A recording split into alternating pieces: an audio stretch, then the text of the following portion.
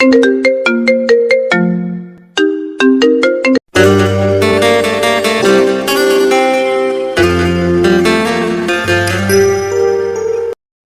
নতুন ভালোবাসার গল্প পেতে আমাদের চ্যানেলটি সাবস্ক্রাইব করে পাশে থাকা বেল আইকনে ক্লিক করুন। ধন্যবাদ। আমি রুমের সামনে এসে বললাম, ম্যাম আসতে পারি? Yes, coming. ফারিয়া হলো আমার ইউনিভার্সিটির গার্লফ্রেন্ড। ফারিয়া আমার ডাক শুনে আমার দিকে তাকালো, কিন্তু Faria Who are you? Or why you call me Faria? I'm your boss. So next time call me madam. Sorry madam, আমি মাথা নিচু করে বললাম। এখন বলুন আপনার নাম কি? জি ম্যাম, আমার নাম আলাউদ্দিন। এখানে কেন আসছেন? ম্যাম, আমি অফিসের নতুন স্টাফ। হোয়াট? আপনাকে চাকরি দিল কে এই অফিসে? ম্যাম, কেউ দেয়নি, আমি সকল পরীক্ষা দিয়েই আপনার অফিসে চাকরি পেয়েছি। এই যে আমার জয়েন লেটার। ফারিয়া জোরে টান দিয়ে কাগজটি নিল, তারপর কাগজের সবকিছু ঠিক আছে নাকি দেখতে লাগলো। তারপর দেখার পর, আপনি এখন আসতে পারেন, আপনাকে এই অফিসে দরকার নেই। কি বলছেন ম্যাম? আমাকে তো অফিসের স্টাফ হিসেবে কাজ দেওয়া হয়েছে। আমি তো সেটাই ভাবছি, আপনার মতো লোক কিভাবে চাকরি পেল। ম্যাম, চাকরিটা আমার খুব দরকার। তো আমি কি করব? আপনার চাকরি হবে না এখানে। বেঈমানদের চাকরি এখানে হয় না। ম্যাম, আমার চাকরিটা সত্যি খুব দরকার। এই কোম্পানির পরিচালক জনাব করিম চৌধুরী আমাকে চাকরিটি দিয়েছে। ইস, আমার তো মনেই ছিল না একদম। ফারিয়ার বাবার নাম ছিল করিম চৌধুরী, কিন্তু কখনো ওনাকে দেখছিলাম না। সরি ম্যাম, জানতাম না। আমি বাবার সাথে কথা বলতেছি, আপনার চাকরি এখানে হবে না, আপনি চলে যান। এই বলে ফারিয়া ফোনটি নিয়ে তার বাবাকে ফোন দিচ্ছিল। আমি তখন, ম্যাম প্লিজ আমাকে চাকরিটা থেকে বের করে দিবেন না, আমি পরিবারের বড় ছেলে, পরিবারের দায়িত্ব আমার কাঁধে। এখন চাকরিটা আমার খুব দরকার। অনেক চেষ্টা করে চাকরিটা পেয়েছি। আমার বাবা ঘরে পড়ে গিয়েছে, ছোট বোনের পড়াশোনা, সংসার চালানো, বাবা মা অসুস্থ। দয়া করুন, চাকরিটা না পেলে আমার অনেক বড় সর্বনাশ হয়ে যাবে। প্লিজ ম্যাম, আমাকে চাকরিটা থেকে বের করে দিবেন না। আমি হাত জোড় করে চাকরিটা ভিক্ষা চাইলাম ফারিয়ার কাছে। আমি জানি ফারিয়ার সাথে আমি অনেক খারাপ করেছি, কিন্তু তখন আমার হাতে অন্য কোনো পথ ছিল না। যদি আমার অবস্থাটা ফারিয়া জানতো, তাহলে হয়তো কখনো ফারিয়া আমাকে ঘৃণা করতো না। যাই হোক, জানি না চাকরিটা পাবো কিনা, কিন্তু ফারিয়া ফোন না দিয়ে ফোনটি রেখে দিল। তারপর আবার আমার কাগজগুলো নিয়ে একটি সাইন করলো। তারপর বলল, শোনেন, আপনাকে চাকরিটা দিচ্ছি আপনার পরিবারের অবস্থার কথা শুনে, তবে আপনাকে স্পষ্টভাবে একটি কথা মেনে চলতে হবে। আমি সব কথা মেনে চলবো ম্যাম। বলুন ম্যাম, কি কথা? আমার মুখে স্বস্তির হাসি ফুটে উঠল, কারণ চাকরিটা না পেলে আমার পরিবার ধ্বংস হয়ে যেত, আর তাছাড়া আমার ছোট বোনের বিয়ে দিতে হবে। শুনুন, সততার সাথে কাজ করতে হবে আপনাকে। প্রতারণা বেইমানি এখানে চলবে না, না হলে ঘাট ধাক্কা দিয়ে বের করে দিব অফিস থেকে। আমি বুঝতে পারলাম ফারিয়া কেন আমাকে প্রতারণা আর বেইমানি করতে বারণ করলো। কি হলো, চুপ কেন? জি ম্যাম, অবশ্যই বিষয়টা আমি মেনে চলবো। খুব কান্না পাচ্ছি, কারণ ওকে হারিয়ে তো আমিও আজ পর্যন্ত রাত্রে কান্না করছি। পাগলিটার মতো আমিও ওকে খুব ভালোবাসতাম। আপনি এখন আসতে পারেন। কিন্তু ম্যাম, আমার তো কাজ সম্পর্কে কোনো ধারণা নেই। আমাকে কারো আন্ডারে দিবেন না, যে আমাকে কাজগুলো বুঝিয়ে দিবে? আপনি কোচি খুকি না যে আপনাকে কাজ বুঝিয়ে দিতে হবে, একাই কাজ করতে হবে আপনাকে। কিন্তু ম্যাম, আমার তো কোনো ধারণা নেই এই অফিসের কাজ সম্পর্কে। তাছাড়া এটি তো নিয়ম, নতুন লোককে সবকিছু শিখিয়ে দেওয়া। আপনাকে এভাবেই কাজ করতে হবে। আর এই যে ধরুন, আজকের মধ্যেই এই ফাইলটির কাজ শেষ করে আমার কাছে জমা দিবেন। আমাকে একটি ফাইল ধরিয়ে দিল, কিন্তু ম্যাম আমাকে বলতে না দিয়ে। কোনো কিন্তু না, যান আপনি এখন। আর 3 নম্বর সিটটা আপনার কাজের স্থান। আচ্ছা, আমি আর কিছু না বলে চুপচাপ চলে আসলাম, কারণ বেশি কথা বললে হয়তো আমার চাকরিটাও চলে যেতে পারে। আমি ফারিয়ার রুম থেকে বের হয়ে দেখি অফিসের সকলে বাইরে দাঁড়িয়ে আছে, আর আমাকে দেখে সকলে এসে আমার সাথে পরিচিত হতে লাগলো। আমার নাম ফেরদৌস। আমি আলাউদ্দিন। আমি নাবিলা। আমি নুসরাত। মোট আমরা 6 জন স্টাফ, তার মধ্যে আমি নতুন। ফারহাদ, নুসরাত, নাবিলা, ফেরদৌস আর আমি। আর একটি মেয়ে আছে যে কাজ করতেছে, পরিচিত হতে আসেনি আমার সাথে। তো ইয়াং ম্যান কার আন্ডারে দিল আপনাকে? কারো আন্ডারে না। হোয়াট? মানে কি? আমাকে কারো আন্ডারে দেয়নি। আর এই ফাইলটি হাতে ধরিয়ে দিয়ে বলল বিকালের মধ্যে কাজ শেষ করে দিতে। বুঝলাম না ম্যাডাম এমন করলো কেন? ম্যাডাম তো এমন না। আপনি কাজ করবেন কিভাবে? জানি না। আচ্ছা দেখি আপনার সিট কোথায় দিছে। ফেরদাউস ভাই আমার হাত থেকে কাগজটি নিয়ে দেখে বলল, ভাই আপনি শেষ। মানে? আপনার ক্যাবিন পড়েছে সুজাতা ম্যাডামের সিটের পাশে। আচ্ছা সুজাতা কি? আর ওনার পাশে পড়েছে তো কি হয়েছে? আরে ভাই, ওই যে যিনি সিটে বসে আছেন উনি সুজাতা। আর উনি কারোর সাথে বেশি কথা বলেন না। সাহায্য করা তো দূরের কথা, আমাদের কারো পাশে সিটটা পড়লে আমরা আপনাকে কাজগুলো বুঝিয়ে দিতাম। কি বলছেন? উনি এমন কেন? জানি না ভাই কেন এমন উনি। নাবিলা আমাকে একটি অফিসের কাজের ধারণার উপর একটি বই দিয়ে বলল, এই বইটি আপনাকে সাহায্য করবে। ধন্যবাদ। ওকে ভাই, অল দ্য বেস্ট। ধন্যবাদ। তারপর যে যার মতো কাজ করতে গেল আর আমি ধীরে ধীরে আমার সিটে গেলাম। কিন্তু সুজাতা নামের মেয়েটি একবারও ফিরে তাকালো না আমার দিকে। কিন্তু আমি নতুন ভদ্রতার খাতিরে ওনাকে সালাম দিলাম। আমি সালামু আলাইকুম। ওয়ালাইকুম আসসালাম। আমার দিকে তাকিয়ে সালামের উত্তর নিল।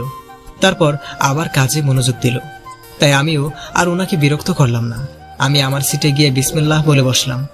তারপর ফাইলটা খুলে বোঝার চেষ্টা করলাম কি করতে হবে আমাকে, কিন্তু কিছুই বুঝছি না। সবকিছু মাথার উপর দিয়ে যাচ্ছে। আমি ফাইলের পাতাগুলো নড়াচড়া করতে লাগলাম। তখন পাশ থেকে সুজাতা মেয়েটি বলে উঠল, আচ্ছা আপনার নাম কি? আমি খুব খুশি হলাম। হয়তো উনি আমার অবস্থা থেকে সাহায্য করতে চাচ্ছে। আমি দেরি না করে দ্রুত আমার নাম বললাম। জি, আমার নাম আলাউদ্দিন।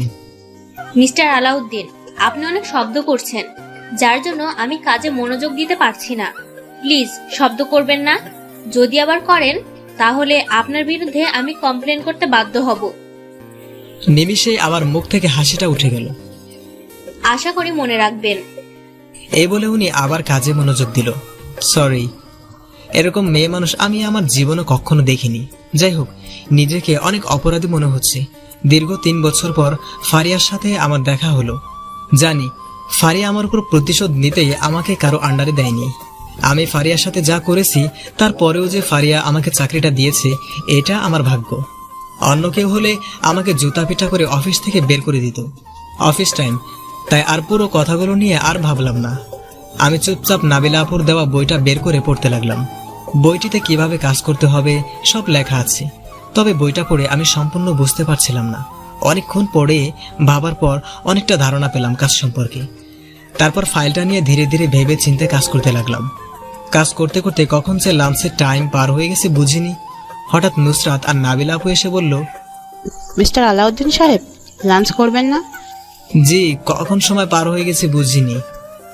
তাই তো কাজ সম্পর্কে কোনো ধারণা পেলেন? জি, নাবিলা আপুর দেওয়া বইটা অনেক সাহায্য করেছে। বুঝলে ভালো। এখন চলুন লাঞ্চ করবেন। ওকে চলুন। তারপর আমরা নাস্তা খেতে গেলাম, কিন্তু সুজাতা মেয়েটি আসলো না। যাই হোক, খাবার টেবিলে বসে আমরা সকলে খাবার খাচ্ছিলাম। তখন আমি সবাইকে একটি কথা জিজ্ঞাসা করলাম। আচ্ছা, একটি কথা জানার ছিল। জি বলুন। বলছিলাম, আমাদের ফারিয়া ম্যামের হাজবেন্ড দেখতে কেমন? আরে ফারিয়া ম্যাডামের হাজবেন্ড আসবে কোথা থেকে? কেন, উনি বিয়ে করেননি? কারণ এই বিয়ের জন্যই আমার আর ফারিয়ার সম্পর্ক শেষ হয়ে গিয়েছিল। আরে ম্যাডামের বিয়ে 3 বছর আগে একজনের সাথে আমাদের বস বিয়ে ঠিক করেছিল, মানে ম্যাডামের বাবা। তারপর? আমি তো এটি জানতাম। কিন্তু বরযাত্রী আসার সময় রাস্তায় তাদের অ্যাক্সিডেন্ট হয় আর বড় মারা যায়, আর ম্যাডামের বিয়েও হয়নি। আমি সম্পূর্ণ অবাক হয়ে গিয়েছি। তারপর থেকে ম্যাডামকে বিয়ে দিতে ম্যাডামের বাবা অনেক জোর করেছে, কিন্তু ম্যাডাম বলে দিয়েছে তিনি আর জীবনে বিয়ে করবেন না, ওনাকে যেন জোর না করে। এই কি শুনছি আমি? আমার ভালোবাসা এখনো কি আমারই আছে? আমি জানতাম ফারিয়াকে জোর করে বিয়ে দিচ্ছে ওর বাবা, কিন্তু ওর সাথে যে এমনটা হয়েছে আমি বুঝতে পারিনি। কি হলো আপনার? চুপ কেন? না, কিছু না, চলুন যাই এখন। তারপর সকলে যে যার মতো কাজে চলে গেলাম। সত্যি বলতে আমার আর একটু কাজে মন বসছে না। ফারিয়ার সাথে কথা বলতে ইচ্ছা করছে। আমি অনেক বোকা। আমি যদি তখন ফারিয়ার খবর রাখতাম তাহলে আমি হয়তো এই কথাগুলো জানতে পারতাম। আর ভালোবাসা আমার কাছেই থাকতো। কিন্তু বোকামির মতো আমি ফারিয়াকে সব জায়গায় ব্লক করে দিয়েছিলাম। আমি ওর থেকে দূরে থাকতে আমি বিশ্ববিদ্যালয় থেকে চলে গিয়েছিলাম অন্য জায়গায়, যাতে ফারিয়াকে ভুলে থাকতে পারি, যাতে ফারিয়া আমার কোনো খোঁজ না পায়। কিন্তু আমি তখন ভুল করেছিলাম অনেক বড়, যা আমি এখন বুঝতে পারছি। আমি এখন কি করব? আমি কি এখন ফারিয়ার কাছে গিয়ে আমার ভালোবাসার কথা বলবো? না, এটি করব না। আমাকে তাহলে ও লোভী ভাববে। জানি না কি করব। আমি ধীরে ধীরে কাজ করতে লাগলাম। ফাইলের কাজটি শেষ করলাম। বইটি আমাকে অনেক সাহায্য করেছে কাজটি করতে। ছোট্ট একটি বই, আমি সম্পূর্ণ ভালো মতো পড়েছি বলে ফাইলের কাজটি শেষ করতে পেরেছি। মনে হচ্ছে কাজটি সম্পূর্ণ নির্ভুলভাবে করেছি। আমি ফাইলটি নিয়ে ফারিয়ার রুমের দিকে যেতে লাগলাম। ফারিয়ার রুমের সামনে গিয়ে, ম্যাম আসতে পারি? জি আসুন। ম্যাম, ফাইলের কাজটি শেষ করেছি, একটু দেখবেন কাজটি সঠিক হয়েছে কিনা। ফারিয়া অবাক হয়ে আমার দিকে তাকালো, কিন্তু আমি খেয়াল করে দেখলাম ফারিয়ার চোখ লাল হয়ে আছে। তার মানে ফারিয়া কান্না করেছে, কারণ ফারিয়া প্রচুর কান্না করলে ওর চোখ প্রচুর লাল হতো। আমি ফারিয়ার চোখের দিকে তাকিয়ে থাকলাম। ফারিয়া ব্যাপারটা বুঝতে পেরে নিজের চোখগুলো আমার থেকে লুকানোর চেষ্টা করছিল। তাহলে কি ফারিয়া আমার জন্য কান্না করেছে? গুড, ভালো কাজ করেছেন, কোনো ভুল হয়নি। সত্যি বলছেন ঠিক হয়েছে? কার কাছ থেকে সাহায্য নিয়েছেন? ম্যাডাম, কারো কাছ থেকে সাহায্য নেইনি, বই পড়ে ধারণা পেয়েছিলাম। এই ফাইলটি ধরুন, কালকে দুপুরে দিবেন। মনে রাখবেন 1,00,000 টাকার ফাইল এটি। ম্যাডাম, এত বড় কাজ আমাকে দিচ্ছেন, আমি কি পারবো? পারবেন কিনা জানি না, তবে মনে রাখবেন ভুল করলে আপনার চাকরি চলে যেতে পারে। আপনি এখন আসতে পারেন। বুঝতে পারলাম ফারিয়ার মনে আমার জন্য আর কোনো ভালোবাসা নেই, আছে শুধু ঘৃণা। যদি এতই ঘৃণা করো তাহলে কান্না করো কেন? আমি মাথা নিচু করে বের হয়ে আসলাম। তারপর সময় মতো অফিসের কাজ শেষ করে বাসায় আসলাম। বাসায় আসার সময় মনে পড়লো ছোট বোন বলেছিল, ভাইয়া আমার জন্য কিছু খাতা কলম নিয়ে এসো। পকেটে দেখি 200 টাকা আছে। ওই টাকা দিয়ে খাতা কলম কিনে বাসায় গেলাম। বাসায় গিয়ে দেখলাম বাবা মায়ের মুখে হাসি, কারণ আমি চাকরিটা পেয়েছি। আমাদের দুঃখের দিন শেষ হবে। তারপর ছোট বোন আমার কাছে ছুটে আসলো। ছোট বোন এসে বলল, ভাইয়া, আমার প্রাইভেটে 3 মাসের বেতন বাকি। স্যার বলেছে সব বেতন না দিলে যেতে বারণ করেছে। কবে মাস শেষ হবে? আর 3 দিন পর। ওকে, আমি সব দিয়ে দিব। বাবা, তোর বাবার ওষুধ শেষ হয়ে গেছে। মা বাবার ওষুধের কথা বলল, কিন্তু নিজের ওষুধের কথা বলল না। কিন্তু আমি জানি মায়ের ওষুধও শেষ। আচ্ছা মা, আমি কালকে তোমাদের দুজনের জন্য ওষুধ এনে দিব, কিন্তু টাকা কোথায় পাবো আমি জানি না। আমার কাছে শেষ 200 টাকাই ছিল, যা দিয়ে বোনের জন্য খাতা কিনছি। বোনকে খাতা কলম দিলাম। বোন খুশি হয়ে ওর রুমে চলে গেল। বাবা, আয় খাবার খেয়ে নে। না মা, খাবো না, বাইরে থেকে খেয়ে আসছি। আমার গলা দিয়ে খাবার নামবে না, কারণ মাথায় সংসারে চালানোর চিন্তা। আমি আর কিছু না বলে রুমে এসে শুয়ে পড়লাম। পরিবারের বড় ছেলেদের কষ্টগুলো হয়তো 4 দেয়ালের মধ্যেই থেকে যায়। পেটে ক্ষুধা রয়েছে, তবুও কেন জানি খেতে ইচ্ছা করছে না। মাথার মধ্যে একটাই চিন্তায় ঘুরপাক খাচ্ছে, আগামীকাল বাবা মায়ের জন্য ঔষধ, বোনের টিউশনের খরচ, কলেজের মাসিক খরচ আমি কিভাবে দিব? আমার কাছে তো একটি টাকাও নেই। হঠাৎ আমার রুমে আমার ছোট বোনটি আসলো, হাতে দেখি খাবারের প্লেট। ভাইয়া, তুই আবার আসলি কেন?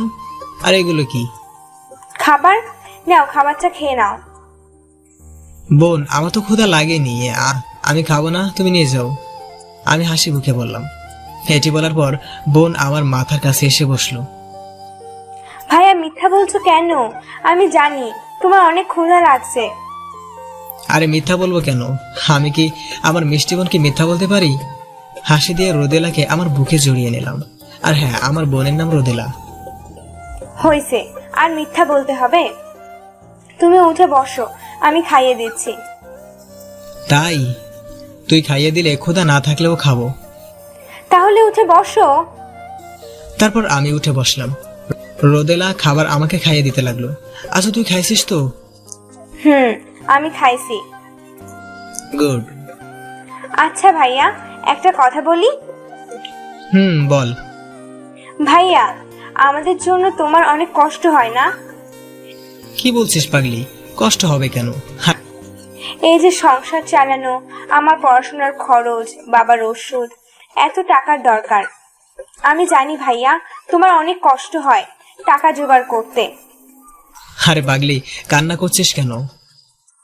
আমরা তোমার জন্য কিছুই করতে পারি না জানো ভাই। আমার অনেক কষ্ট হয় যখন তোমার কাছে টাকার কথা এসে বলি। আমি জানি আমার ভাইয়ার কাছে কোনো টাকা নেই, কিন্তু তবুও আমি স্বার্থপরের মতো এসে তোমার কাছেই বলি। এই বোন, কি বলছিস তুই এগুলো? তোরাই তো আমার সবকিছু, তোদের জন্যই তো আমি টাকা পয়সা উপার্জন করি, আর তুই এখন এগুলো বলছিস? পাগলি বোন আমার, শোন, আমি আর বেকার নেই, আমি চাকরি পেয়েছি। তোদের যখন যা দরকার আমার কাছে এসে বলবি, তোর ভাইয়ার কাছে এসে একবার বলবি। আমি তোমাকে খুব ভালোবাসি ভাইয়া। আমিও তোদেরকে অনেক অনেক ভালোবাসি। তোদের জন্য আমি সব কিছু করতে পারি। তোদের কথা চিন্তা করেই তো আমি আমার ভালোবাসার মানুষটি থেকে দূরে চলে আসছি। তোদের জন্য আমি সব কিছু ছাড়তে পারি রে। ভাইয়া, আমার একটা কথা রাখবে? অবশ্যই বল পাগলি। তুমি বেতন পেলে প্রথম বাড়িতে একটি টিন দিয়ে ঘেরা গোসলখানা দিবে। কেন রে, গোসলখানা দেবো কেন? কারণ পুকুরে গোসল করতে গেলে বখাটে ছেলেরা বাজে দৃষ্টিতে তাকিয়ে থাকে। বিশ্বাস করুন, বোনের মুখে এই কথাটি শোনার পর আমি কি বলবো বুঝতে পারছি না। রাগে আমার শরীর জ্বলতেছে। কে কে এমন করে আমাকে বল তুই। ভাইয়া, তুমি রাগ করো না, ওরা খারাপ। যদি ওরা তোমার কিছু করে দেয়? আমার কিচ্ছু হবে না, তুই বল কে তোকে বিরক্ত করে। ভাইয়া প্লিজ, তুমি রাগ করো না। আমি আর পুকুরে যাই না, পাশের বাসায় গিয়ে গোসল করি, কিন্তু করতে গেলে ওনাদের মুখের দিকে তাকানো যায়। প্লিজ ভাইয়া, তুমি রাগ না করে দ্রুত বাড়িতে একটি কল বসাও আর টিন দিয়ে ঘেরা দিবা। আচ্ছা ঠিক আছে, তুই এখন যা। আর কোনো সমস্যা হলে আমাকে বলবি কিন্তু। আচ্ছা ভাইয়া, বলবো। তারপর রোদেলা ওর রুমে চলে গেল। আমি আজ ঘৃণিত আমার নিজের কাছে। আমি পৃথিবীতে এমন একটি ভাই, যে ভাই নিজের বোনের মুখে তাকে বিরক্ত করার কথা শুনেও কিছু করতে পারেনি। বোনের জন্য ভালো একটি গোসলখানাও দিতে পারি না। সি, আমি কিভাবে এই মুখ বোনকে দেখাবো? এসব কথা ভাবতে লাগলাম, আর নিজের অজান্তে চোখের পাপড়ি বেয়ে 2 ফোঁটা জল গড়ে পড়ল। এতদিন যেই চাপা কষ্টটা নিয়ে বেঁচেছিলাম, সেই কষ্টের মাত্রাটা আরো বেড়ে গেল। 3 বছর পর ফারিয়াকে দেখার পর বুক ফেটে কান্না আসতেছে, কিন্তু জোরে কান্না করতে পারবো না। পরিবারের বড় বেকার ছেলেদের জীবনটা মনে হয় এমনই হয়।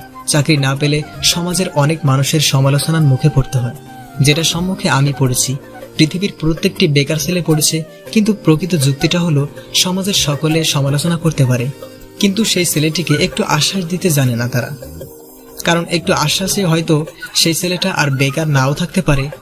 আমরা শুধু পারি মানুষের ভুল ধরতে, শুধু পারি না তাদের ভুলটা শোধরানোর কোনো বুদ্ধি দিতে। আপনাদের কাছে একটি কথা বলি, সমাজে কিছু শিক্ষিত গাঁজাখোর মদখোর লোক আছে, যারা শিক্ষিত হয়েও অশিক্ষিতদের মতো কাজ করে।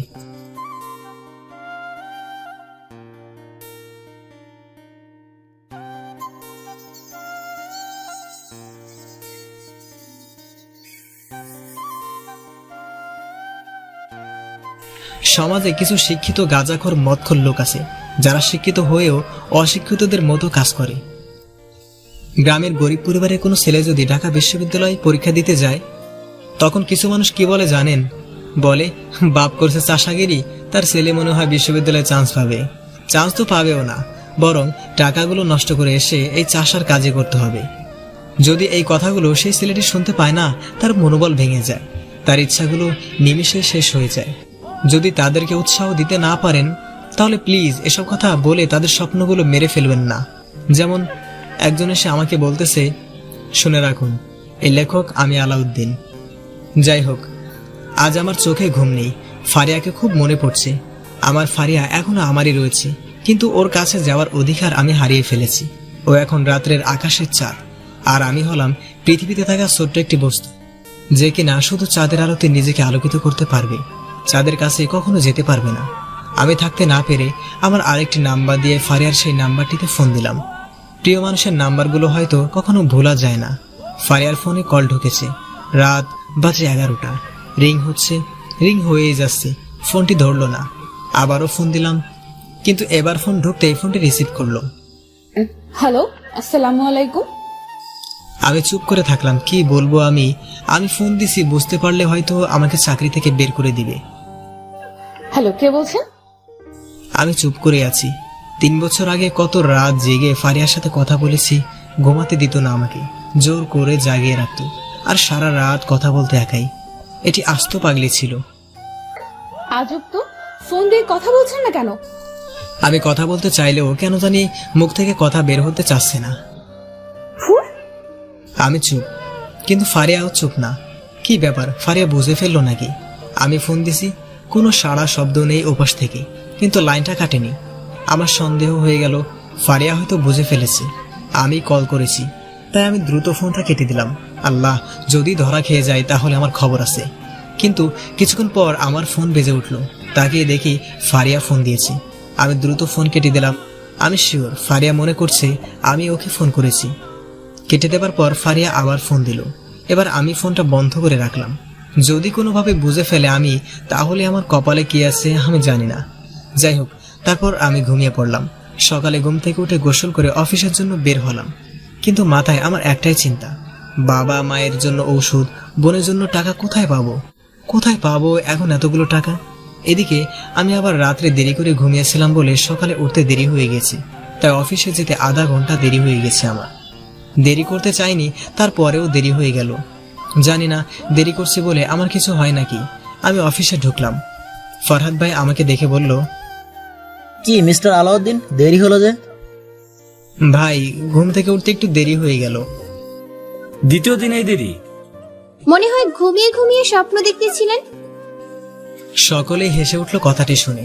আমি লজ্জা পেয়ে আমার সিটে যাচ্ছি, তখন পিছন থেকে পিয়ন চাচা ডাক দিল। স্যার, বলেন চাচা। আপনাকে ম্যাডাম তার রুমে যেতে বলেছে। কেন? দেরি করছি বলে হয়তো কিছু বলবে। জানি না, আপনাকে ডেকেছে। চাচা এই বলে চলে গেল। আমি ম্যাডামের রুমে গেলাম। ম্যাম, আসতে পারি? জি আসুন। ম্যাডাম আমাকে ডেকেছেন? ডাকলাম। দেরি করে অফিসে আসলেন কেন? সরি ম্যাডাম, দেরি হয়ে গিয়েছে একটু। কেন দেরি করলেন? আপনার স্ত্রী কি আপনাকে ছাড়ছিল না? ম্যাডাম, আপনি ভুল ভাবছেন, আমি বিয়ে করিনি। বিয়ে করেননি? ফারিয়া ভেবেছিল আমি হয়তো বিয়ে করেছি। না ম্যাডাম। তাহলে দেরি করলেন কেন? দেরি হয়েছে কারণ ঘুমটা দেরিতে ভেঙেছে। ঘুমাবেন তো চাকরি করতে আসছেন কেন? যত সব। সরি ম্যাডাম, ভুল হয়ে গিয়েছে, আর দেরি হবে না। শুনুন, আর একদিন দেরি করলে চাকরি থেকে বের করে দিব। আপনার চেহারা দেখার জন্য চাকরিটা দেইনি। ক্ষমা করে দিন ম্যাডাম, আর কখনো দেরি করব না। মনে থাকে যেন। থাকবো। ম্যাডাম, এখন তাহলে আমি আসি, আপনার দেওয়া ফাইলের কাজটা শেষ করতে হবে। আসুন। তারপর যখন বের হয়ে আসতেছি তখন ফারিয়া পিছন থেকে ডাক দিল। শুনুন। জি ম্যাডাম। আমি পিছন ফিরে তাকালাম। এইদিকে আসুন। আমি সামনে গেলাম। আপনার ফোনটা দেন। ফারিয়া হঠাৎ আমার ফোন চাইলো। আমি অবাক হয়ে তাকালাম। কি হলো? এভাবে তাকিয়ে আছেন কেন? ফোন দেন আপনারটা। কিন্তু ম্যাডাম কেন? মনে হয় কালকে রাত্রে আমি ফোন দিয়েছিলাম নাকি সেটি চেক করবে। চেক করলে তো ধরা খেয়ে যাব, কারণ কল ডিটেলস ডিলিট করিনি আমি। কেন পরে জানবেন, এখন ফোন দিন। তারপর আমি বাধ্য হয়ে ফোনটি দিলাম। লক কি? আমি পাসওয়ার্ড বলার পর ফোনটি খুলে কল লিস্টে গেল। আমি হাফসা দেখতে পাচ্ছিলাম। আমি তখন মাথা নিচু করে দাঁড়িয়ে থাকলাম। কিছুক্ষণ পর ফারিয়া তার সিট থেকে উঠে আমার সামনে আসলো। আমি তাকিয়ে দেখলাম ফারিয়ার রাগে তার মুখ লাল হয়ে আছে। ম্যাডাম, আমি ভয়ে চুপ করে থাকলাম।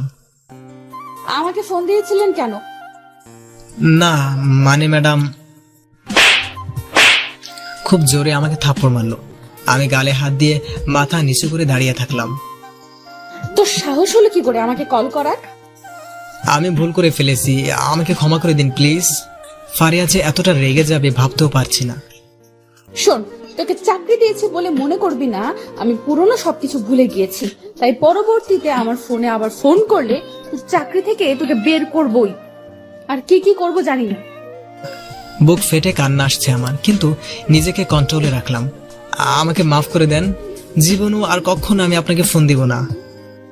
এই, তুই যা তো আমার চোখের সামনে থেকে। আর 12টার পর ফাইলটা নিয়ে আসবি। আচ্ছা ম্যাডাম, আমি আর কিছু না বলে নিজেকে ঠিক করলাম, যাতে বাইরের কেউ না বোঝে আমার সাথে কি হয়েছে। আমি বাইরে এসে কারোর সাথে কোনো প্রকার কথা বললাম না। কিন্তু নাবিলা আর নুসরাত ম্যাডাম দেখলাম বাইরে দাঁড়িয়ে আছে। ওনারা আমাকে দেখে আমার কাছে আসলো। কি ব্যাপার, ভিতরে এতক্ষণ কি করলেন? কই কিছু করিনি তো। ম্যাডাম আমাকে কাজ সম্পর্কে কিছু ধারণা দিল। আপনি মিথ্যা বলছেন। আমি স্পষ্ট ফারিয়া ম্যাডামের জোরে কথা বলার শব্দ পেয়েছি। ম্যাডাম আপনার সাথে অনেক খারাপভাবে কথা বলেছে। আরে না, মিথ্যা বলছি না। খারাপভাবে কথা বলবে কেন? যদি ভেতরে কিছু না হয়ে থাকে তাহলে আপনার মুখে 5 আঙ্গুলের দাগ হয়ে আছে, এটি কিসের? যাদের সাথে কাজ করি তাদের সামনেও আর লজ্জা বলতে কিছু থাকলো না। আমি আর কিছু না বলে চুপ করে মাথা নিচু করে থাকলাম, কারণ তারা সব বাইরে থেকে শুনতে পেয়েছে। আমি বুঝি না, ম্যাডাম তো এমন না, অনেক ভালো মনের মানুষ, তাহলে আপনার সাথে এমন করে কেন? আমার মনে হয় কোনো কিছুর জন্য ম্যাডাম ওনার উপর রেগে আছে। কি ব্যাপার, আপনি চুপ কেন? বলুন ম্যাডাম কেন আপনার সাথে এত খারাপ ব্যবহার করে? শুনতে চান আপনারা? বলুন। বলবো, তবে এখন না, ব্রেক টাইমে বলবো। এখন আমাকে ম্যাডামের দেওয়া ফাইলগুলো তৈরি করতে হবে। এই বলে আমি সোজা সিটে গিয়ে বসলাম, কিন্তু পেছন থেকে ওনারা ডাকতে লাগলো। আমি না শুনে চলে আসলাম। আমার সিটে এসে চুপচাপ ফারিয়ার দেওয়া ফাইলগুলো বের করলাম। ফাইলে দিকে তাকিয়ে দেখেই কোনো কাজই করিনি। করবো কিভাবে? আমি তো কোনো কাজই পারি না, কিভাবে কি করতে হয় জানি না। আমি বোকার মতো ফাইলটা ঘাটাঘাটি করতেছিলাম। কখন যে মনের মধ্যে আটকা থাকা কষ্টে নিজের চোখ পানি এসে ভরে গিয়েছে আমি তা জানি না। চোখের পানি নিজের অজান্তেই আমার গাল বেয়ে পড়তে লাগলো। চোখের পানি মোছার সময় আমি পাশের সিটে আর চোখে তাকিয়ে দেখে সুজাতা নামের মেয়েটি আমার দিকে অবাক চোখে তাকিয়ে আছে। আমি দ্রুত নিজের চোখের পানিগুলো মুছে নিজেকে আড়াল করলাম সুজাতা ম্যাডামের কাছ থেকে। এরপর ফাইলের কাজটি নিয়ে ভাবতে ভাবতে কখন যে 12টা বেজে গিয়েছে জানি না। আজকে আমার অফিসের বস মানে ফারিয়ার বাবা করিম চৌধুরী উনি অফিসে আসবেন, কারণ আমার কাছে দেওয়া ফাইলটি নিয়ে কোথায় যেন যাবেন। হয়তো কোনো মিটিং আছে, কিন্তু ফাইলের কোনো কাজই তো আমি শেষ করতে পারিনি। 12টা 30 বাজে। ফারিয়া ম্যাডাম অনেকক্ষণ আগে ফাইলটি নিয়ে যেতে বলেছে, আমি যাইনি। কিভাবে যাব? কোনো কাজই তো করতে পারিনি। জানি না আমার এখন কপালে কি আছে। এভাবে কি কাজ করা যায়? জানি কি করব, বুঝি না। কাজের ধারণা ভাবতেছি, কাজটি নিজে থেকে ছেড়ে দিব। এভাবে অপমান হতে আর ভালো লাগছে না। এতে আমার পরিবারের যা হওয়ার হবে। অন্য চাকরি দেখব, না হলে রিক্সা চালিয়ে পরিবার চালাবো, তবুও আর এখানে থাকতে পারবো না। এসব যখন বসে বসে ভাবতেছিলাম তখন হঠাৎ ফারিয়া ম্যাডাম তার রুম থেকে বের হলেন আর সোজা আমার কাছে আসলেন। ফারিয়া ম্যাডামকে দেখে সকলে দাঁড়িয়ে গেলেন, আমিও দাঁড়ালাম। ফারিয়া আমার কাছে এসে বলল, ফাইল কোথায়? আমি ফাইলটা ভয়ে ভয়ে ম্যাডামকে দিলাম। ম্যাডাম ফাইলটা খুলে দেখলো ফাইলের কোনো কাজই হয়নি। এতে উনি প্রচন্ড রেগে গেলেন আর ফাইলটা জোরে আমার মুখে ছুঁড়ে মারলেন। কি করছেন এগুলো? কোনো কাজই তো শেষ করতে পারেননি। ফারিয়ার রেগে জোরে জোরে কথাগুলো বলল। আমি চুপচাপ মাথা নিচু করে দাঁড়িয়ে থাকলাম। ছেলে খেলা মনে করেছেন এটি? 1 লক্ষ টাকার প্রজেক্ট এটি। তার থেকে বড় কথা, তাদের সাথে আমাদের সম্পর্কটা কি হবে যদি ফাইলটা এখন জমা দিতে না পারি? আমি কি বলবো বুঝতে পারছি না। আপনাদের বস আসতেছে, কি বলবেন ওনাকে? আর বলতে না বলতেও বস রুমে এসে হাজির। কি হয়েছে এখানে? স্যার, কাজের ফাইলের কাজ শেষ হয়নি বলে ম্যাডাম ওনার সাথে রাগারাগি করতেছে। কোন ফাইল? যেই ফাইলটা নিতে আপনি এসেছেন। হোয়াট? কাজ শেষ হয়নি মানে? এখন তো সেই ফাইলটা আমার লাগবে। এই নতুন স্টাফ কাজ করতে পারেনি। তারপর বসের রেগে আমার কাছে আসলো। কি ভেবেছোটা কি? নতুন কাজে যোগ দিয়ে কাজ চুরি করা? কেন কাজ করোনি বেয়াদব ছেলে? আমি আর সহ্য করতে না পেরে চোখ দিয়ে পানি বের হয়ে গেল। এই, একদম কান্না করবে না। কাজ করেনি কেন তাই বলো, নাইলে ঘাড় ধাক্কা দিয়ে অফিস থেকে বের করে দেব। Sorry sir. সরি? কিসের সরি? কাজ করোনি কেন? স্যার, আমি একটি কথা বলি। তুমি কি বলবে? স্যার, উনি কিভাবে কাজ করবে? ওনার তো কাজ সম্পর্কে কোনো ধারণা নাই। মানে? কাজ সম্পর্কে কোনো ধারণা নেই মানে? মানে বস, উনি তো নতুন, আর নতুন স্টাফের কারো আন্ডারে কাজ করতে দিতে হয়, এটাই নিয়ম। কিন্তু ফারিয়া ম্যাডাম ওনাকে কারো আন্ডারে কাজ দেয়নি, সো উনি কাজ পারবে কিভাবে? ফারিয়া তার ভ্রু কুঁচকে ফারহাদ ভাইয়ের দিকে তাকালো। হোয়াট? ফারিয়া, কি শুনছি এগুলো? এগুলো কি সত্যি? সত্যি, কিন্তু আমি তো ভেবেছিলাম উনি কাজগুলো পারবে। ভেবেছিলাম মানে? নতুন স্টাম্প কারো আন্ডারে দেওনি, তারপর আবার এত বড় কাজ তার কাছে দিছো। সব দোষ তো তোমার, ছেলেটির কোনো দোষ নেই। সরি। তোমার কাছ থেকে এটা আমি আশা করিনি। এই যে দেখো, ফাইলের জন্য ফোন দিচ্ছে। কি বলবো তাদেরকে এখন? আমার মতো ফারিয়া চুপ করে দাঁড়িয়ে থাকলো। তারপর বস ফোনটি রিসিভ করলো। তারপর বস ফোনের ওপাশে থাকা লোকটিকে বলল, আসলে একটু সমস্যার কারণে 1 ঘন্টা দেরি হবে ফাইলটা দিতে। 1 ঘন্টা পর ফাইল দিলে কোনো সমস্যা হবে? ওপাশ থেকে কি বললো আমি জানি না। অনেক অনেক ধন্যবাদ। 1 ঘন্টা পর ফাইল নিয়ে আমি আসতেছি। ফোন কেটে দেবার পর, শোনো, তোমরা সকলে মিলে 1 ঘন্টার মধ্যে ফাইলটা রেডি করবে। আমি ভেতরে আছি। ওকে স্যার, আমরা দেখতেছি। এই বলে ফারহাদ, ফেরদৌস, নুসরাত, নাবিলা সকলে মিলে ফাইলের কাজ করতে লাগলো। আর বস আমাকে বলল, এই ছেলে, তোমার নাম কি? যে আলাউদ্দিন স্যার। বলো, তুমি কার আন্ডারে কাজ করবে? আপনারা যার আন্ডারে দিবেন। স্যার, উনার সিট আমার পাশে, তাই উনাকে আমার আন্ডারে দেন। আমরা সকলে সুজাতার দিকে তাকালাম। এই তো পাওয়া গেছে। আজ থেকে তুমি সুজাতার সাথে কাজ করবে। এদিকে ফারিয়া আর ফারহাদ ভাইরা মিলে ফাইলটি তৈরি করতে লাগলো। আর এদিকে সুজাতা ম্যাডামকে ডাকলো। আমি ওনার কাছে গেলাম আর ওনার পাশে বসলাম। আচ্ছা, একটা কথা বলুন তো। জি বলুন। আপনার সাথে ফারিয়া ম্যাডাম এমন করলো কেন? প্রথম দিন থেকে দেখতেছি আপনার সাথে ম্যাডাম রুড ব্যবহার করে, কিন্তু কেন করে এমন? শুনতে চান? অবশ্যই বলুন। বলবো, তার আগে আমাকে কিছু প্রশ্নের উত্তর দিন। ওকে, বলুন, কি জানতে চান? আপনি কারোর সাথে কথা বলেন না কেন? আর হঠাৎ কেন আমাকে আপনার আন্ডারে নিলেন? আমার ভালো লাগে না, তাই চুপচাপ থাকি। আপনি যেদিন সবার সাথে মিলেমিশে থাকবেন, সবার সাথে ফ্রি হবেন, সেদিন বলবো ফারিয়া ম্যাডাম কেন আমার সাথে এমন করে। যদি আজই সবার সাথে কথা বলি? তাহলে কালকে বলবো। কেন কেন? তা হবে কেন? আমি খেয়াল করলাম ফারিয়া আর চোখে আমার দিকে তাকিয়ে আছে, দেখতেছে আমরা কি করি। কারণ একটু পর আমাকে বাসায় যেতে হবে। বাসায় অসুস্থ বাবা মার, তাদের জন্য ওষুধ আনতে হবে। সকালে ওষুধ শেষ হয়েছে, দুপুরের ওষুধ কিনে বাড়িতে যেতে হবে। ও, তাহলে কালকে বলবেন তো? বলবো, তবে সবার কাছে একসাথে। যদি আপনি তাদের সাথে কথা বলেন তাহলে সবার কাছে একসাথে বলবো। আচ্ছা, আমি আজই সবার সাথে কথা বলবো, কালকে ব্রেক টাইমে বলবেন। আচ্ছা, তাই হবে। আমাদের হাসাহাসি দেখে আমি বুঝতে পারলাম ফারিয়া রেগে যাচ্ছে। আচ্ছা, চলুন আপনাকে বোঝাই কিভাবে কাজ করতে হবে। সেটাই ভালো। তারপর সুজাতা আমাকে কাজটি সম্পর্কে ধারণা দিতে লাগলো। এদিকে 1 ঘন্টা আগে ফাইলের কাজটি শেষ। স্যার ফাইলটি নিয়ে চলে যাচ্ছিল, তখন স্যার আমাকে ডাক দিলেন। স্যার। বলো। স্যার, আমার আজকে এখন ছুটির দরকার ছিল। ছুটির কথা শুনে ফারিয়া সকলে আমাদিকে তাকালো। কেন ছুটি দরকার কেন? আসলে স্যার, আমার অসুস্থ বাবা মা একা ঘরে, তাদের জন্য ওষুধ কিনে নিয়ে যেতে হবে। ও আচ্ছা, যাও। ধন্যবাদ স্যার। তারপর স্যার চলে গেল। আমি চলে আসার আগে সবাইকে বললাম, শুনুন সকলে, সুজাতা আপু আজ থেকে আপনাদের সবার সাথেই কথা বলবে। সকলে অবাক হয়ে, এই সত্যি? সত্যি। পাশেই ফারিয়া দাঁড়িয়েছিল। কালকে ব্রেক টাইমে বলবো, এখন আসি, এই বলে আমি চলে আসলাম। বাইরে এসে সোজা আমি আমার কাজে চলে গেলাম। আমি জানি আমি কিভাবে 10,000 টাকা জোগাড় করব। আমি সোজা ফোন সার্ভিসের দোকানে গেলাম, মানে যেখানে পুরান ফোন কিনে থাকে। হ্যাঁ, আপনারা ঠিকই ধরেছেন, আমি আমার ফোন বিক্রি করে দেব। ফোনটি কিনছিলাম 30,000 টাকা দিয়ে। অবশ্য ফোনটি আমি কিনিনি, আমার মামা আমাকে কিনে দিয়েছিল।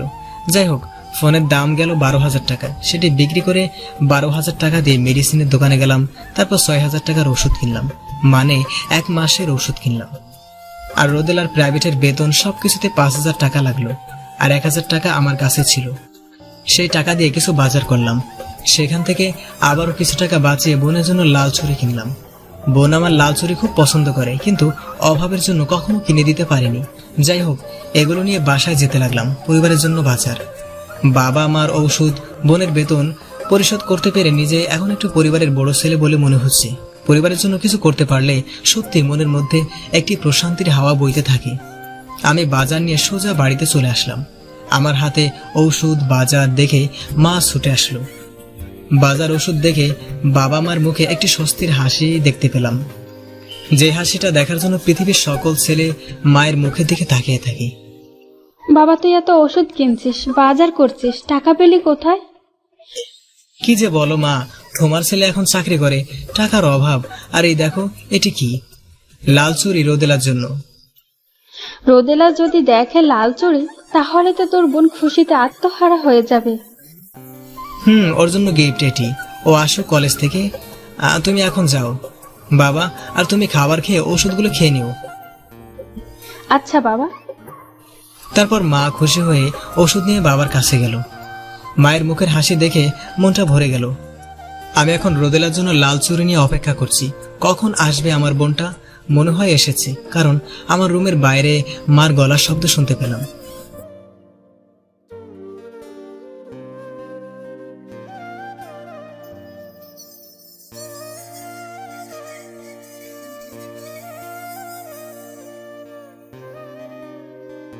তারপর মা খুশি হয়ে ওষুধ নিয়ে বাবার কাছে গেল। মায়ের মুখের হাসি দেখে মনটা ভরে গেল।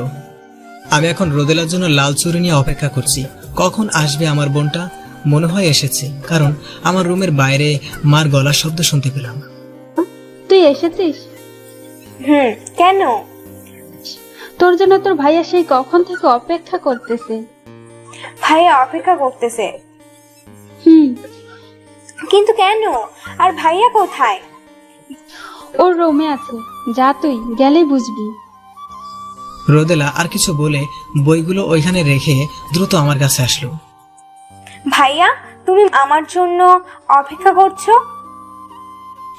করতেছি তো, কিন্তু আমার বোনের তো কোনো খবরই নেই। কিন্তু কেন ভাইয়া, কিছু বলবে? বলবো না, তবে তোর জন্য সারপ্রাইজ আছে। কি সারপ্রাইজ? সারপ্রাইজ। কি সারপ্রাইজ বলো আমাকে। বলবো, তবে তার আগে তোকে চোখ বন্ধ করতে হবে। ওকে, এই যে করলাম, এখন বলো। তর সইছে না বলে বোন আমার দ্রুত চোখ বন্ধ করে ফেললো। আমি যতক্ষণ না বলবো চোখ খুলবি না। আমি এই বলে চুড়িগুলো আস্তে করে হাতে নিলাম। আচ্ছা, তুমি তাড়াতাড়ি করো ভাইয়া। আমি চুড়িগুলো রোদেলার মুখের সামনে এনে চুরির ঝুমুর ঝুমুর শব্দ করতে লাগলাম। চুরির শব্দ শুনে তখনই রোদেলা তার চোখ খুলে ফেললো, আর চুড়িগুলো দেখে বোন আমার। ও মা, লাল চুড়ির। তোর জন্য। কি সুন্দর চুড়িগুলো। লাভ ইউ ভাইয়া। এই বলে আমাকে জড়িয়ে বলল, পাগলি নে চুড়িগুলো পর, এখন দেখি কেমন লাগে আমার বোনকে। তারপর রোদেলা চুড়িগুলো পরলো। ভাইয়া কেমন লাগছে আমাকে? খুব সুন্দর মানিয়েছে তোর হাতে।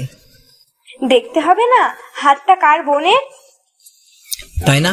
দুষ্টামি অনেক হয়েছে। শোন, তোর সব বেতন পরিশোধ করে দিছি। সত্যি বলছো ভাইয়া? রে পাগলি, সত্যি বলছি। শোন, তোকে কিন্তু ভালো রেজাল্ট করতেই হবে। ভাইয়া, অবশ্যই ভালো রেজাল্ট করব। যাও এখন ফ্রেশ হয়ে নাও, দুজনে একসাথে খাবার খাবো। তুমি এখনো খাওনি? না, আমার লক্ষ্মী বোনের জন্য অপেক্ষা করতেছিলাম। এই জন্য তোমাকে এত ভালোবাসি। আচ্ছা ভাইয়া, তুমি আমাকে 5 মিনিট দাও, আমি 10 মিনিটে আসতেছি। এই বলে এই বোন চলে গেল। বোন দেখে আমার চরম দুষ্টু হয়ে গেছে। তারপর খাবার খাওয়ার পর ফোনের সিমগুলো যত্ন সহকারে মানিব্যাগের ভিতরে রেখে দিলাম, কারণ ফোন তো নেই। এদিকে ফারিয়া বাসায় এসে না খেয়ে তার রুমে চলে গেল। তার বাবা তাকে আজ বকেছে, এজন্য ফারিয়া রেগে আছে। তার বাবার প্রতি কোনো রাগ নেই, রাগ শুধু আমার উপর, কারণ বকা খেয়েছে আমার জন্য। ফারিয়া শুধু ভাবছে কিভাবে আমার সাথে প্রতিশোধ নিবে। এখন ভিউয়ার্সরা ভাবতেছেন ফারিয়ার এত রাগ কেন। আমি আপনাদের বলি, ফারিয়ার রাগার যথেষ্ট কারণ আছে। কারণ ওর সাথে আমি যা করেছি তা ওর দিক থেকে রাগ করাটা সম্পূর্ণ যুক্তিযুক্ত। তবে আমার দিক থেকে আমি যা করেছি সেটিও আমার দিক থেকে যুক্তিগত। পূর্বে আমার মধ্যে কি হয়েছিল তা আপনারা সময় মতো জানতে পারবেন। চলেন গল্পে ফিরি। পরের দিন সকাল সকাল আমি অফিসে রওনা দিলাম, কারণ দেরি হলে আর হয়তো চাকরি থাকবে না। তাই দ্রুত অফিসে গেলাম। অফিসে যাওয়ার পর দেখি সকলে মিলে আড্ডা দিচ্ছে, তাদের মধ্যে সুজাতাও রয়েছে। কিন্তু সকলে কাজ বাদ দিয়ে আড্ডা দিচ্ছে কেন বুঝতে পারছি না। যাই হোক, আমি তাদের সামনে গেলাম। এই তো এসে গেছে মিস্টার আলাউদ্দিন। হাই, সকলে কেমন আছো? এই তো ভালো, তুমি? আমিও ভালো, কিন্তু কথা হচ্ছে সকলে কাজ বাদ দিয়ে আড্ডা দিচ্ছেন যে? আড্ডা দিচ্ছি কারণ ম্যাডাম এখনো আসেনি। ও, কেন আসেনি? কেন আসেনি জানি না। ভাই এসব বাদ দিয়ে আপনি ফারিয়া ম্যাডাম আর আপনার কাহিনী কি সেটা বলেন। ঠিক, সেটি বলেন। না, এখন না, এখনো সময় হয়নি। এই যে মিস্টার, এটি কিন্তু ঠিক না। আপনি কালকে আমাকে বলেছেন আপনি বলবেন আজ। আমাদেরও বলেছিল বলবে। সরি, একটু মিথ্যা বলেছি সবাইকে, তবে এটি সত্য, একদিন আপনাদের সবাইকে বলবো। এটি কিন্তু ঠিক করছেন না। আরে বাদ দিন, বলবো তো বলছি। এখন চলুন যার যার সিটে যাই। ম্যাডাম যখন তখন আসতে পারে, এরকম গোল মিটিং করতেছে দেখলে খবর আছে। ঠিক বলেছেন, চলেন যার যার সিটে যাই। তারপর আমরা যার যার সিটে গিয়ে বসলাম। আমি সুজাতার পাশে বসে কাজ শিখতে লাগলাম। আচ্ছা, ম্যাডামের সাথে আপনার কাহিনী কি বললেন না কেন? আরে বাদ দিন, বলবো সময় মতো। আপনি আমাকে একটি কথা বলেন তো। কি কথা? আপনি কি প্রেমে সেকা টাকা খাইছিলেন নাকি, যার জন্য একা একা চুপচাপ থাকতেন? হা হা হা, প্রেম কি তাই বুঝলাম না, আবার ছ্যাঁকা? মানে কি, আপনি কি বলতে চাচ্ছেন? আপনি কখনো প্রেম করেননি? না, করিনি। আমি ঘাড় ব্যাকা করে সুজাতার মুখের দিকে তাকালাম। ঠিক তখনই ফারিয়া অফিসে ঢুকলো আর আমাদের দিকে তাকালো। কি ব্যাপার, এভাবে তাকিয়ে আছেন কেন? সুজাতা আমার তাকিয়ে থাকার ভাব দেখে হাসতে লাগলো। না, আমি দেখতেছি এই যুগের মেয়ে নাকি প্রেম করেনি। বিষয়টি খুবই রহস্যজনক। আমি ফারিয়ার দিকে তাকিয়ে থেকে বললাম, জি, আমাকে দেখুন, আমি সিঙ্গেল। বিশ্বাস হচ্ছে না? আমি তো ভাবতাম শুধু ফেসবুক ব্যবহারকারী মেয়েরা সিঙ্গেল, কারণ তাদের বয়ফ্রেন্ড নেই বলে ফেসবুকে এসে বয়ফ্রেন্ড খোঁজে। আপনার কি কি ফেসবুক আইডি আছে? আমাদের হাসাহাসি দেখে রাগে ফুলতে ফুলতে ফারিয়া তার রুমে চলে গেল। ফারিয়া রুমে গিয়ে রাগে ফুলতে লাগলো আর ভাবতে লাগলো আমাকে কিভাবে শায়েস্তা করবে। সত্যি বলতে ফারিয়ার মনে আমার জন্য একটুও ভালোবাসা নেই, আছে শুধু ঘৃণা। ভালোবাসাটা জন্মাবে, তবে সেটি অনেক দেরিতে। এদিকে না, আমার কোনো আইডি নেই। তবে হ্যাঁ, মেয়েদের সম্পর্কে এমন ধারণা ঠিক না। আরে মজা করলাম। আমি নারী জাতিকে অনেক মর্যাদা করি, কারণ তারা মায়ের জাত। ধন্যবাদ। আমি আর সুজাতা বসে বসে গল্প করছিলাম আর কাজ শিখতেছিলাম। ঠিক তখন পিয়ন আসলো। স্যার, আপনাকে ম্যাডাম ডাকে। আজকে আবার ডাকে কেন জানি না, আপনাকে এখনই যেতে বলছি। পিয়ন এই বলে চলে গেল। দেখি আজ আবার কি বলে। সাবধানে। ভাই, আজ আবার ডাকে কেন? গিয়ে দেখি কি বলে। আপনার কপালটা খারাপ। পুরা কপাল। থাকেন, দেখি কি বলে। তারপর ম্যাডামের রুমে আসলাম। ম্যাডাম আসবো? আসুন। এই যে অফিসে ভর্তি হয়েছি না, এখন পর্যন্ত ফারিয়া কখনো আমাকে বসতে বলেনি, আজকেও বললো না। ম্যাডাম আমাকে ডেকেছেন? অফিসে কাজ বাদ দিয়ে এত হাসাহাসি কিসের? কখন হাসাহাসি করলাম ম্যাডাম? আবার মুখের উপর কথা বলে। আমি নিজের চোখে দেখেছি আপনি কাজ বাদ দিয়ে সুজাতার সাথে মধুর গল্পে আচ্ছন্ন ছিলেন। আসলে ম্যাডাম, কাজের মধ্যে একটি কথাতে হাসতেছিলাম। এটি হাসাহাসির জায়গা না, কাজ করতে ভদ্রভাবে করবেন, নিয়ম মেনে কাজ করবেন। জি ম্যাডাম, আর হাসাহাসি করব না। মনে থাকে যেন। ম্যাডাম, মনে থাকবে। এখন আমি আসি ম্যাডাম। চুপ করে এখানে দাঁড়িয়ে থাকুন। কেন ম্যাডাম? কেন আপনাকে বলতে হবে? দাঁড়িয়ে থাকতে বলেছি, দাঁড়িয়ে থাকুন। আমি চুপচাপ দাঁড়িয়ে থাকলাম, কিন্তু কেন দাঁড়িয়ে আছি জানি না, হয়তো সুজাতার সাথে হেসে হেসে কথা বলছি বলে দাঁড়িয়ে থাকাটা আমার শাস্তি। 10 মিনিট দাঁড়িয়ে আছি, তারপর ম্যাডাম আমাদেরকে তাকিয়ে বলল, এই চেয়ারটা নিয়ে ওইখানে যান। কেন ম্যাডাম? আর একবার যদি প্রশ্ন করেন তাহলে আপনার খবর আছে। আমি আর কিছু না বলে চুপচাপ চেয়ার নিয়ে রুমের এক পাশে চলে গেলাম ম্যাডামের কথা মতো। আর এদিকে বাইরের সকলে ভাবতে লাগলো ভিতরে আমি এতক্ষণ কি করি। আমি চেয়ার নেওয়ার পর ফারিয়া বলল, চেয়ারে চুপচাপ বসে থাকুন। আমি চুপচাপ বসে পড়লাম, কিছু বললাম না। কিন্তু ফারিয়ার এইসব করার আগা মাথা কিছুই বুঝলাম না। আমাকে বসিয়ে রেখে নিজে তার কাজ করতে লাগলো। আরো আধা ঘন্টা নীরবে বসে থাকলাম, কিন্তু ফারিয়া আর কিছু বলল না। কিন্তু আমার চোখ হঠাৎ ফারিয়ার চোখের মায়ায় আটকে গেল। ফারিয়ার চোখগুলো টানা হরিণের চোখের মতো, এত সুন্দর চোখ। ওর চোখের দিকে আমি ঘন্টার পর ঘন্টা তাকিয়ে থাকতাম যখন আমাদের রিলেশন ছিল। তাই আমি এক নজরে সে আগের মতো গালে হাত রেখে নীরবে ফারিয়ার দিকে তাকিয়ে থাকলাম। কিছুক্ষণ পর ফারিয়া বিষয়টি বুঝতে পারে আমি সে আগের মতো ওর দিকে তাকিয়ে রয়েছি। তাই ফারিয়া আর কাজে মনোযোগ দিতে পারছিল না, এদিক ওদিক করছিল যাতে আমার দৃষ্টি পড়ে। কিন্তু ফারিয়া খুব ভালো করেই জানে আমি কিভাবে ওর চোখের দিকে তাকিয়ে থাকতাম। ফারিয়া আর সহ্য করতে না পেরে সিট থেকে উঠে আমার কাছে আসলো। কি ব্যাপার, কি হচ্ছে এটা? আমার ধ্যান ভাঙল। কি হচ্ছে ম্যাডাম? কিছু বুঝছেন না? আমার দিকে তাকিয়েছিলেন কেন? কোথায় ম্যাডাম? আমি তো আপনার পাশে থাকা ওই চমকপ্রদ কলমটির দিকে তাকিয়েছিলাম। ম্যাডাম, কলমটা কত দিয়ে কিনছেন? এখন কি বলবি রে? কি, তুই কলমের দিকে তাকিয়েছিলি? আপনার দিকে তাকাবো কোন দুঃখী? কেমন লাগে দেখো এখন। যান, আপনি আমার সামনে থেকে। আমি এই কথাটি শোনার জন্য অপেক্ষা করছিলাম। শোনা মাত্রই আমি দ্রুত রুম থেকে বের হয়ে আসলাম। আমি দ্রুত বেরিয়ে যাওয়া দেখে ফারিয়া অবাক চোখে তাকিয়ে আছে। যাই হোক, 1 ঘন্টা পর বাইরে এসে দেখলাম আরেকটা ঘটনা। সব স্টাফ দাঁড়িয়ে আছে আর খুব কাছ থেকে আমাকে দেখতে লাগলো। লে হালুয়া, ভিতরে ছিলাম এক বিপদে, বাইরে আবার আরেক ঝামেলা। ফারহাদ, ফেরদাউস ভাই, কি হচ্ছে এগুলা? না, দেখতেছি আজকে কোথায় কোথায় থাপ্পড়ের দাগ রয়েছে। এই 1 ঘন্টা ধরে ভিতরে কি করলেন বলেন তো? আরে কিছু না, ম্যাডাম শুধু আমাকে ভেতরে বসিয়ে রেখেছিল। শুধুই কি বসিয়ে রেখেছি নাকি অন্য কিছুও করছে? আরে কি বলছেন এগুলো? কি হচ্ছে এখানে? হঠাৎ ফারিয়া রুম থেকে বাইরে বের হয়ে বলল। ফারিয়া দেখলো সকলে আমাকে ঘিরে দাঁড়িয়ে আছে। কি হলো বলুন, সকলে এখানে কি করছেন? না ম্যাডাম, কিছু না, এই একটু কথা বলছিলাম। ম্যাডাম। ফারিয়া আমার দিকে কেমন যেন চোখ করে যেন তাকালো, তারপর বলল, ওহো আচ্ছা, আপনারা শুনুন, কালকে আমাদের সকলের কুয়াকাটা যেতে হবে অফিসের কাজে, সাথে ভ্রমণ, 10 দিনের সফর। তাই সকলেই প্রয়োজনীয় জিনিসপত্র নিয়ে আসবেন। আচ্ছা ম্যাডাম, হঠাৎ ভ্রমণ, আবার অফিসের কাজ, আবার কুয়াকাটা, বিষয়টা কেমন জানি লাগলো আমার কাছে। কখন ম্যাম? কালকে সকাল 10টার মধ্যে সকলে চলে আসবেন। তবে এই ভ্রমণে অফিস স্টাফ বাদে বাইরের কেউ এলাও না। এই বলে ফারিয়া তার রুমে চলে গেল। আর এদিকে সকলে তো খুব খুশি, কারণ ভ্রমণে যাবে, তাও 10 দিনের জন্য, অফিস থেকে সব খরচ। আমিও অনেক খুশি হলাম। তবে ছোট বোনকে নিয়ে যেতে পারলে ভালো হতো, কিন্তু বাইরের কেউ তো এলাও না। যাই হোক, বোনকে বলবনি অফিসের কাজে বাইরে যাব, ভ্রমণের কথা শুনলে মন খারাপ করবে।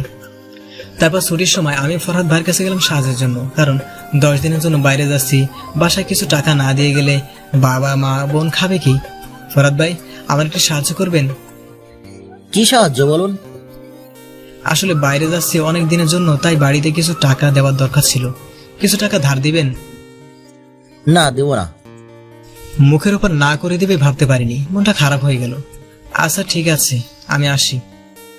আপনাকে আমি টাকা দেবো কেন? ভাই বলে ডাকছি আপনাকে, আর আপনি কিভাবে এসে টাকা চাচ্ছেন? আমাকে কিছু টাকা ধার দিবেন? বুঝলাম উনি রাগ করছে, আমি ওভাবে টাকা চেয়েছি বলে। বলুন কত টাকা লাগবে? আমি ফরহাদ ভাইকে গিয়ে জড়িয়ে ধরলাম, আর আমার চোখ দিয়ে অঝরে পানি বের হতে লাগলো। আরে কান্না করছেন কেন? বলুন কত টাকা লাগবে? 5,000 হলে হবে। ওকে। ফরহাদ ভাই 5,000 টাকা বের করে দিল। তখনই আবার ফেরদাউস ভাই এসে, ওহো, আমি তাহলে কারো ভাই না? এভাবে বলছেন কেন? আপনি তো আমারও ভাই। যদি ভাই হতাম তাহলে আমার কাছে এসে টাকা চাইতেন। সরি ভাই, পরের বার চাবো। ফরহাদ ভাই হেসে দিল। ধরুন। ফেরদাউস ভাই আরো 5,000 বের করে আমার হাতে দিল। আরে আমার এত টাকা লাগবে না। ধরুন বলছি। এক প্রকার জোর করে আমাকে টাকাগুলো দিল আর বলে দিল দুজনে টাকা ফেরত দেবার কথা বললে খবর আছে। খুশিতে আমার চোখে পানি টলমল করছে, খুশিতে আমার চোখের পানি টলমল করতে লাগলো। এরকম সহপাঠীদের সাথে কাজ করলে, এদের মতো ভাই থাকলে পৃথিবীটা কত সুন্দর লাগে, বেঁচে থাকতে ইচ্ছা করে তখন। যাই হোক, টাকাগুলো নিয়ে বাসায় গেলাম। বাসায় গিয়ে বোন, বাবা, মাকে বোঝালাম অফিসের কাজের জন্য বাইরে যাব। তাদেরকে 5,000 টাকা দিলাম আর 5,000 টাকা আমার কাছে রাখলাম। রোদেলাকে বললাম এই কয়দিন কলেজে না যেতে, বাবা মায়ের কাছে থাকতে বললাম। আর সকালে বাড়ি থেকে বের হওয়ার সময় বোনের কান্না দেখে আর আসতে ইচ্ছা করছিল না, তবুও চলে আসলাম। বোনটা এমনই, আমি কোথাও গেলে কান্না শুরু করে দেয়। যাই হোক, অফিসের সামনে এসে দেখি সকলে এসে হাজির, শুধু আমি দেরিতে আসছি। আর হ্যাঁ, ফারিয়ার প্রিয় কালার নীল রং এর পাঞ্জাবি পরে আসছি। কিন্তু ফারিয়া আমার দিকে একবার তাকে আর তাকালো না। যাই হোক, খারাপ লাগলেও আমি যাওয়াতে বাস চলা শুরু করলো। আমার পাশে সুজাতা এসে বসেছে, আর এটি দেখে ফারিয়ার রাগে ফুলতে লাগলো। আর ফারিয়া একা আমার পাশের বিপরীত সিটে বসেছে। পুরো একটা বাস, যাত্রী মাত্র 7 জন। আমরা সকলে একত্রে হলাম, মানে পাশাপাশি বসলাম। ভ্রমণটাকে মজাদার করতে সকলে একত্র হয়ে মজা করতে লাগলাম। বিশেষ করে সুজাতা বারবার আমার গায়ে ঢলে পড়ছিল, আর ফারিয়া তা দেখে রাগে অন্যদিকে তাকিয়েছিল। মাঝে মাঝে আমাদের দিকে তাকাচ্ছিল। যে ফারিয়া আমার আশেপাশে কোনো মেয়েকে আসতে দিত না, সেই ফারিয়ার সামনে এগুলো হচ্ছে। আশা করি বুঝতে পারছেন কি পরিমাণ রাগ করছে ফারিয়া। যাই হোক, অবশেষে আমরা কক্সবাজার চলে আসলাম। সেখান থেকে জাহাজে উঠলাম সেন্ট মার্টিন যাওয়ার জন্য। কিন্তু পানি দেখে আমি অনেক ভয় পাই, কারণ আমি সাঁতার জানি না। ফারিয়া জানে এটি। আপনাদের বলে রাখি, এটি কোনো অফিসিয়াল ট্রিপ ছিল না, এটি ছিল ফারিয়ার সাজানো একটি ট্রিপ। শুধুমাত্র আমাকে শিক্ষা দেওয়ার জন্য ফারিয়া এই ট্রিপটি প্ল্যান করেছে। চলেন দেখি ফারিয়া কি করে আমার সাথে। তবে হ্যাঁ, আপনারা কেউ ফারিয়ার উপর রাগ করবেন না, কারণ গল্পের আসল মানে প্রধান কাহিনী একটু পরেই ঘটবে। আর যারা ভাবছেন গল্পটি আর কিছু পর্ব হয়ে শেষ হয়ে যাবে, তবে তারা শুনে রাখুন, গল্পটি অনেক বড়, অনেক কাহিনী নিয়ে সংগৃহীত। ধীরে ধীরে বুঝবেন, সাথে থাকুন, অনেক ভালো লাগবে আপনাদের। যাই হোক, জাহাজে ওঠার পর আমরা সকলে মিলে জাহাজের কিনারায় এসে উপর থেকে নিচের পানি দেখতেছিলাম। তীর থেকে অনেক দূরে চলে আসছি। তখন অনেক ক্লান্ত লাগছে আমার, চলেন রেস্ট নেই। চলেন সকলে।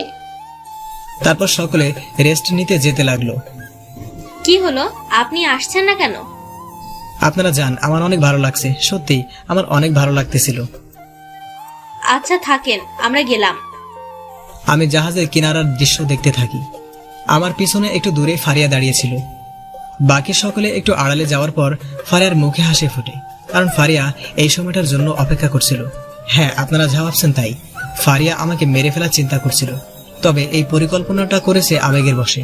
ফারিয়া নিজেও জানে না সে কি করছে। যাই হোক, সুযোগ বুঝে আশেপাশে কেউ নেই দেখে তখন ফারিয়া চুপি চুপি দৌড়ে সোজা আমার কাছে এসে খুব জোরে আমাকে ধাক্কা দিল, যাতে আমি জাহাজ থেকে সমুদ্রে পড়ে যাই। কারণ ফারিয়া জানতো আমি সাঁতার জানি না। ধাক্কা খেয়ে আমি ছিটকে গিয়ে জাহাজের কিনারায় থাকা রডের সাথে আমি একটি বাড়ি খাই। বাড়ি খেয়ে আমি রডের উপর দিয়ে সমুদ্রে পড়ে গেলাম। সমুদ্রে পড়ে যাওয়ার সময় আমি মা বলে একটি চিৎকার দিই। সমুদ্রে পড়ে যাওয়ার সময় নিচ থেকে একটি মুহূর্তের জন্য আমার দৃষ্টি উপরে যায়। উপরে আমি স্পষ্ট দেখতে পাই ফারিয়া ম্যাডাম দাঁড়িয়ে আছে আর হাসতেছে। কিন্তু আমার মা বলে চিৎকার দেওয়াটা ফারহাদ, ফেরদৌস ভাইরা শুনতে পায়। এই আলাউদ্দিন ভাই মা বলে চিৎকার দিল মনে হলো। আমারও তো তাই মনে হলো। চল তো গিয়ে দেখি। তারপর ফারহাদ আর ফেরদৌস ভাই দৌড়ে আসতে লাগলো। আমার চিৎকারটা জাহাজের অন্য সকলের কানেও পৌঁছেছে। এদিকে আমি উপরে ফারিয়াকে দেখতে থাকা অবস্থায় পানিতে পড়লাম। পানিতে পড়ার পর আমি শত চেষ্টা করছিলাম উপরে ভেসে থাকতে, কিন্তু তা পারছিলাম না। গভীর পানি একটি বাচ্চা শিশুর মতো আমি হাবুডুবু খাচ্ছিলাম। আমার বা পাটি নড়াতে পারছি না। উপরে রডের সাথে বাড়ি খেয়ে পা অবশ হয়ে গিয়েছে। বেঁচে থাকতে চেষ্টা করছিলাম, আর আমি জাহাজ থেকে দূরে সরে যেতে লাগলাম। এদিকে ফারহাদ আর ফেরদৌস ভাই এসে দেখে আমার জায়গায় ফারিয়া ম্যাডামকে দাঁড়িয়ে থাকতে। আমাকে দেখতে না পেয়ে ওনারা দ্রুত ম্যাডামের পাশে এসে দেখে ম্যাডাম নিচে তাকিয়ে হাসতেছে, আর ওনারাও নিচের দিকে তাকিয়ে দেখে আমি নিচে সমুদ্রের পানিতে পড়ে রয়েছি। ফারহাদ আর ফেরদৌস ভাই কোনো কিছু না ভেবে দ্রুত সেখান থেকে পানিতে লাফ দেয়। এটি দেখে ফারিয়া অবাক চোখে তাকিয়ে রয়েছে। ফারহাদ আর ফেরদৌস ভাই লাফ দেওয়া দেখে অন্যরা দ্রুত সেখানে আসে, আর তারা দ্রুত গোল গোল টায়ারের মতো কি যেন যেটি মানুষকে পানিতে ভাসিয়ে রাখে সেটি ফেলে দেয়। এদিকে আমি ফারহাদ আর ফেরদৌস ভাইয়ের কাছ থেকে অনেকটা দূরে ছিলাম। আমি আর বেশিক্ষণ ভেসে থাকতে পারছিলাম না। আমি ধীরে ধীরে পানিতে ডুবে যেতে থাকি। পানিতে ডুবে যাওয়ার আগ মুহূর্ত পর্যন্ত আমি দেখতে পাই ফারহাদ আর ফেরদৌস ভাই আমার কাছে আসার চেষ্টা করছিল, কিন্তু সমুদ্রের ঢেউয়ের জন্য তারা দ্রুত আমার কাছে আসতে পারছিল না। তারপর আমার আর কিছু মনে নেই। হ্যাঁ, আমি পানিতে ডুবে যাই, কিন্তু অবাক করে দিয়ে যখন আমার জ্ঞান ফিরল তখন আমি নিজেকে সমুদ্রের মধ্যে ছোট্ট একটি স্পিড বোর্ডে আবিষ্কার করলাম। আর ফারহাদ ভাই আমার পেটে চাপ দিচ্ছিল। আমার মাথা ছিল ফারহাদ ভাইয়ের কোলে। আমি কাশি দিয়ে উঠলাম। আমার নাক মুখ দিয়ে পানি বের হতে লাগলো।